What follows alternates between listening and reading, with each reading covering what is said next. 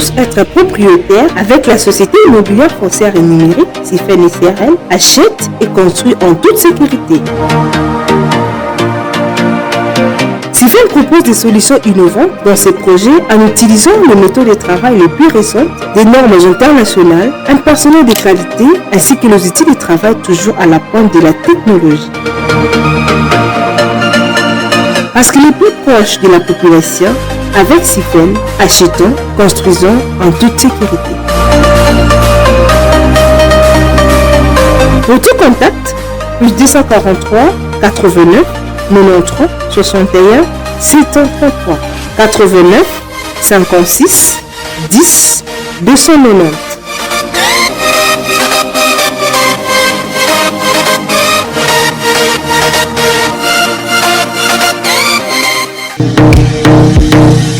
Parlons Profession, un magazine qui fait la promotion des personnes qui exercent un métier dans un pays, de personnes qui pratiquent une profession et aussi de personnes qui sont en fonction. Bonjour à tous, et on va suivre les images, comme vous êtes déjà habitués, qui vont vous mettre dans le bain de savoir qu'est-ce que nous allons parler comme profession, comme métier, comme fonction. Ensuite les images, on se retrouve tout juste après.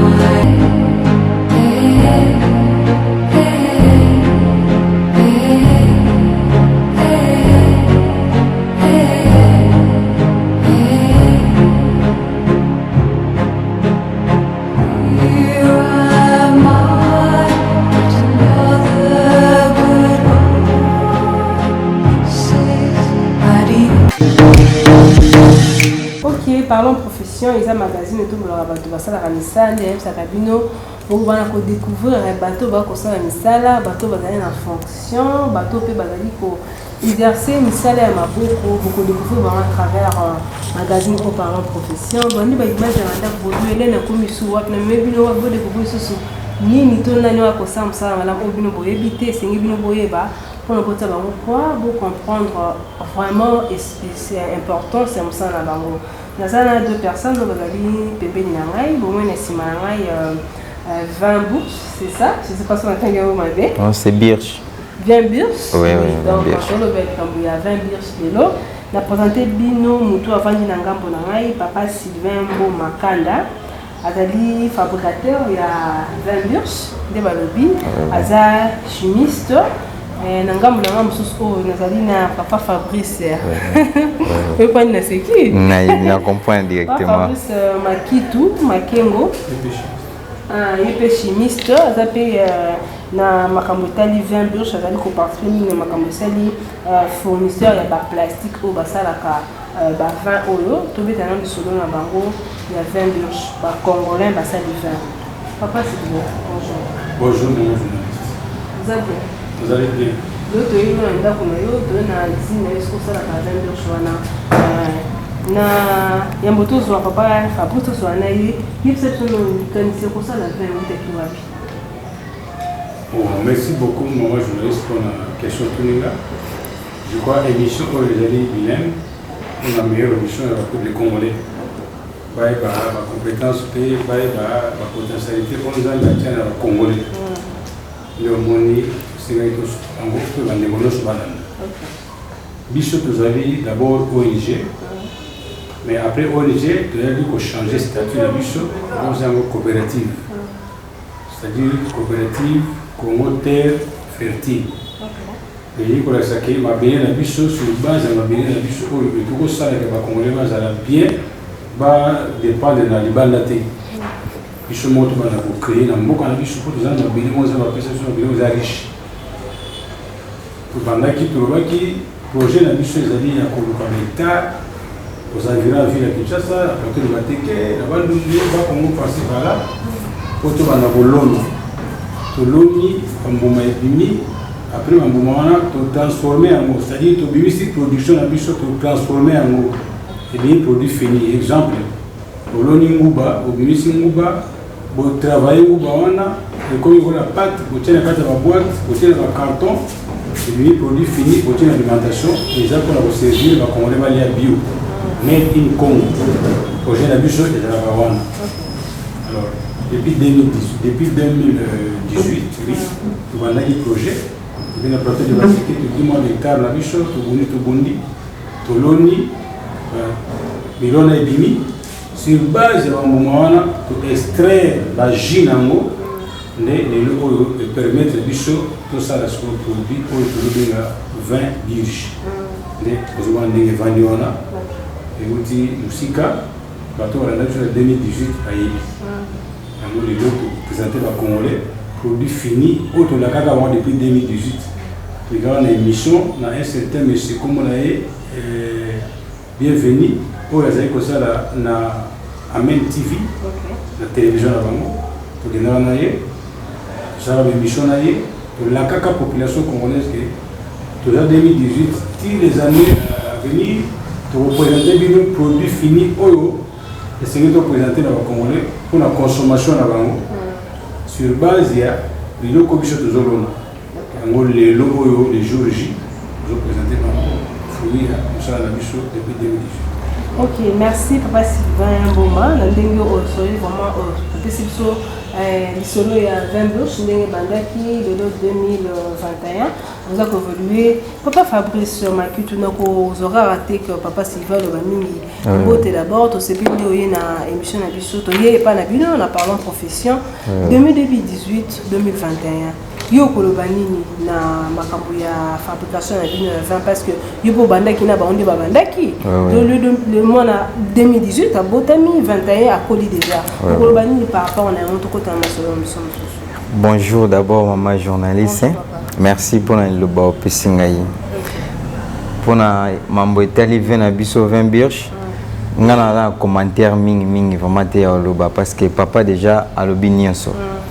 Oeza fruit il y a Oyo Bazila qui pendant 2018 fruit to meli bango eza yango yo vin na biso eza na sima na loba mingi te na cha commentaire mingi te papa déjà c'est à lobby.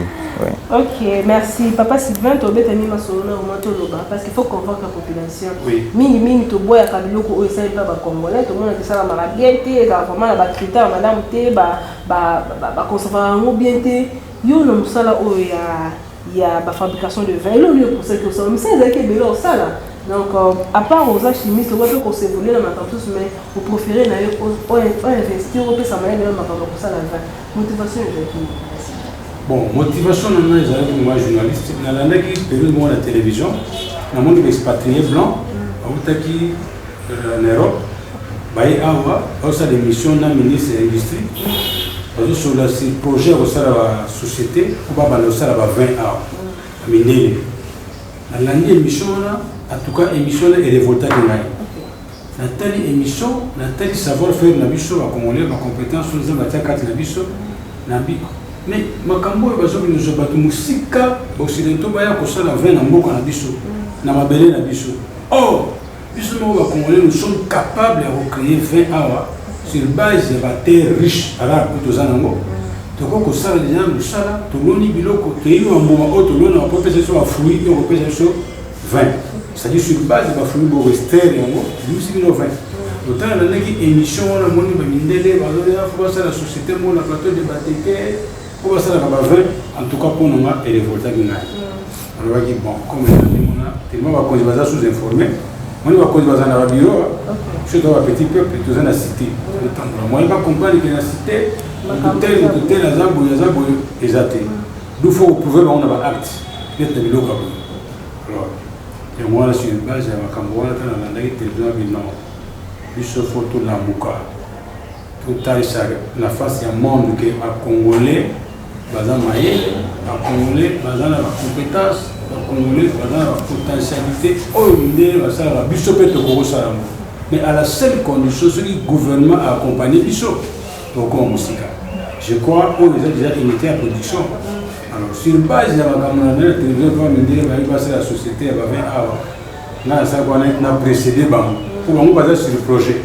Et Bishop déjà veut faire la rêve et comme la réalité. Et on est l'autorité qui non, il faut présenter l'autorité à mon âme. Usala ou le batoiseau tamusika na usala mboko na biso ke biso bana mboko pe toza capable ya usala yango moni to sali yango le loko déjà devant ba dégustateur na biso et comme il peine moi ba dérangement c'est-à-dire ba consommateur bazo benga à tout moment voilà on peut savoir quantité bon ba dépositaire na ba dépôt on a parlons même pas quantité pour te fournir bango ils ont vraiment insuffisant moni Congo za monene précisément avec d'abord la Kinshasa, les 4 communes des Amonais, offrent les amoquets, mais demandent, ils ont tellement ébélé dans les consommateurs, à un moment presque comme un peu bloqué. Mais le gouvernement va décider de faire ça sur ma boue. Et toi, appuyer le bateau, je crois, tu peux diminuer. Tu peux diminuer le chômage dans le monde, mais tu peux diminuer quand même le chômage, la population bateau va se marcher. Je crois que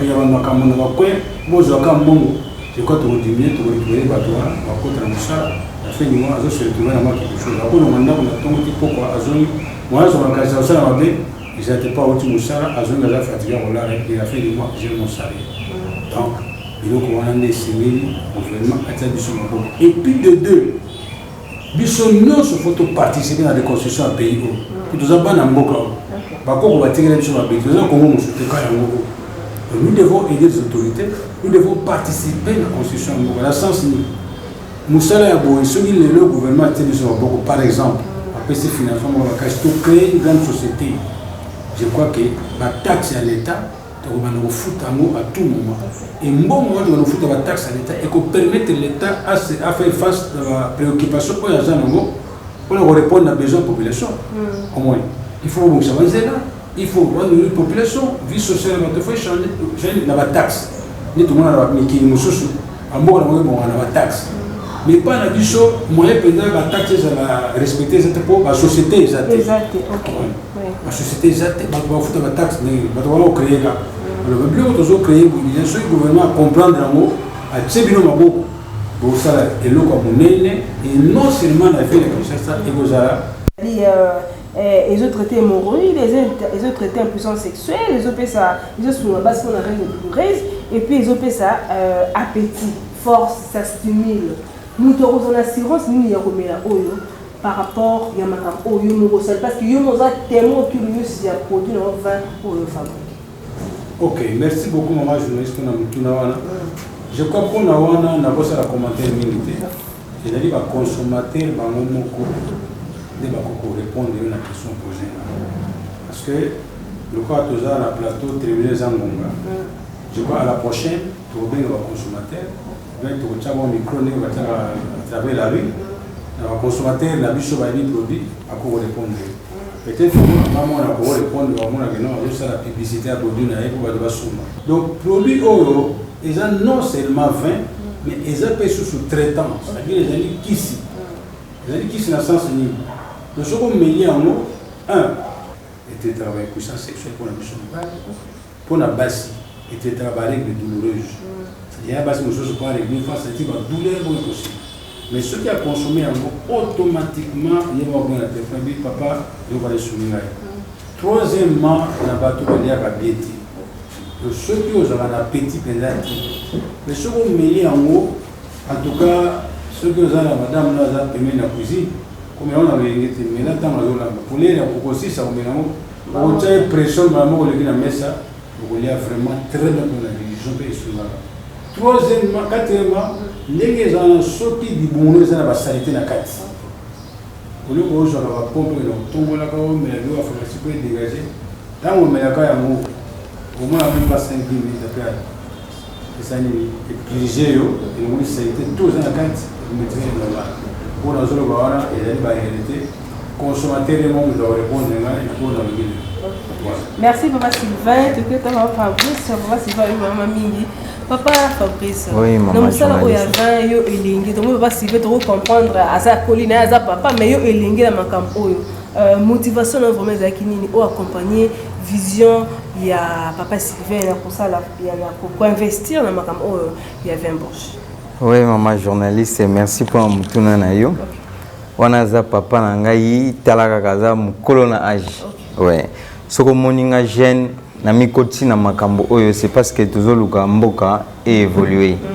Tozoluka batu o bazona ba initiative moko ya bien o ezake kozwa ba jeune bazaki ba fainéant ba bandai ko travailler te ba o bazo sala ba kuluna ba misala mabe bana misala te.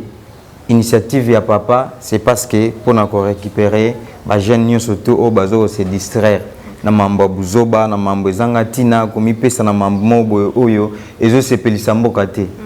Voilà yango moni biso ba jeune toujours accompagner papa kati na musala oyo po to sunga et to soutenir ye to kende liboso oui c'est ça.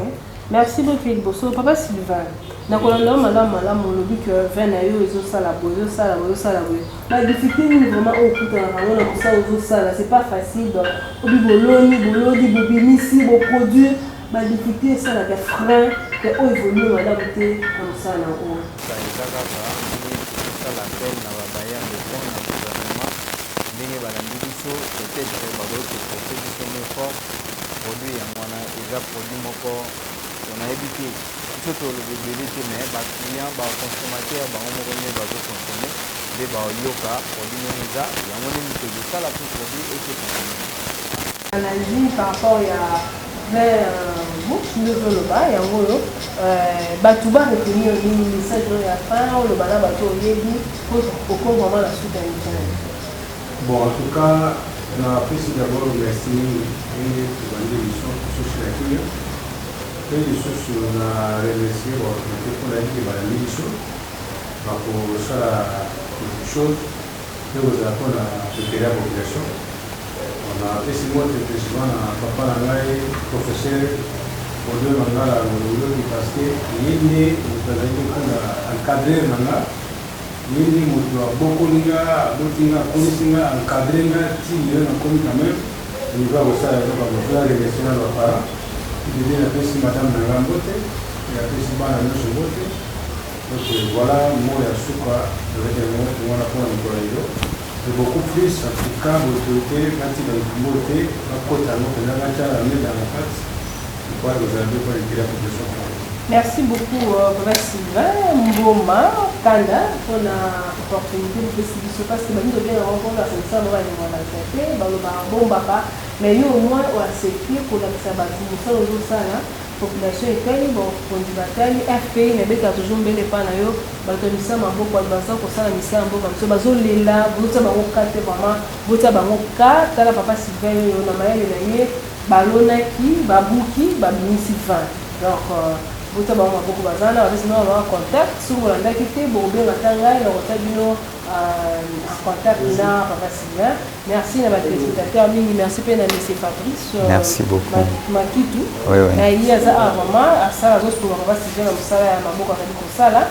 Il y a une fabrication en plastique qui va vraiment pour investir dans le vous savez une émission où il y a le Bélamoussa, le Papa Sylvain et la fabrication d'un bouche, alors le Bélamoussa, aux a aussi la table savant, nous sommes tout ça la capacité de parler en profession, aux en fonction, aux en métier, aux en la profession, nous sommes dans la bonne abino, benga biso na numéro za bonne de nos comptes, qu'on va contacter un autre collègue Samokili, mais quoi est-ce que vous allez capable de faire dans Papa Sylvain et à 20 merci na votre dernier son, merci na c'était Kalema, merci na musa osa la pona ngai, na musa na notre caméraman, nous aussi bien avec les son, merci na DGTT, Tite Yongi na DG Arc-en-Ciel, merci na conférence de Sangai, merci na Papi Fala, DT na mamosa de pona ngai, merci na société Sifel et amis partenaires et émission Oyo, DG David Mbunga. Mbungu donc naza mposa na yo bonne convalescence naza mposa parce que Stephen faut continuer biso par exemple toza mposa na yo ko soutien na yo vraiment yaka toza vraiment toza wana tina bi toza no pourquoi na babongo Stephen tozozela yo na makambo obanaki na biso kobana biso kaka mokambi na transfusion Ilani Mbeki urbaniste intelligent merci félicitations na nomination na yo au basali ndenge bandome na mosala okomi na cellule ya oza expert senior ya cellule ya mise en œuvre de la réforme de l'administration publique. Félicitations, merci à Jean-Pierre, ministre Jean-Pierre Liaou, il a appelé sur confiance. Ça là toujours ça nous madame officiel il a une adresse. Merci na yo, merci na batunyo so batala kabiso. Marcel Moulumba, Marcel Ozela yo parce que faut l'axe album non wana nzembo no asikato na posa na français na début de émission oyo na batunyo so basala kamisala bazana ba fonction profession métier na début de euro na bandi dresse bien. Et d'accord, je suis que moi tu vas la pesa mbote kaka na ndeko moko awana to la pesi était vraiment ezali ko la. Oui, allez, c'est parce qu'on va la souka émission. Oui, la pesi président JP Onienze mbote mingi na sababu na vile kwa numero 13 yenda azali penda père ya batu nyonso. C'est-à-dire yenda azali mokimbo lumumba kwa. Ok, merci beaucoup Tokomi Nasuka. Ok, Tokomi Nasuka de papa Aristote Banza. Comment on équipe franchement. Ni bisa Aristote Banza mon moteur banga attend comment on était merci pour l'amsala. Avec Tokomi Nasuka, mais avant de continuer, il faut batuba mo la terre et le côté de sa batu, yo mo zo melamo, tout mais ça batuba mo la terre. Oui. 20 euros peut être pour combien? Oui, pas de problème, il y a mo zo melamo.